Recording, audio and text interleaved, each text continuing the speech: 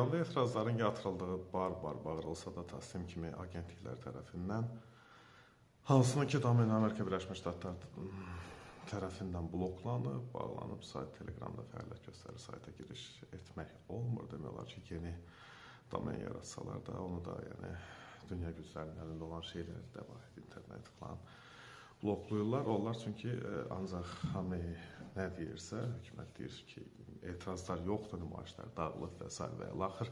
Bunlar da onu paylaşırlar. Beynəlxalq mediada məcburdur istinad yeri bir dənə ora qalıb İsnaya, İrnaya, onların onsuz da hakimiyyət yönümlüdür və yaxud da Nour olsun, Press TV olsun, İran International olsun. Yəni bunlar bu kimi kütləvi informasiya vasitələri elə də giriş əldə edə bilmirlər informasiyalara.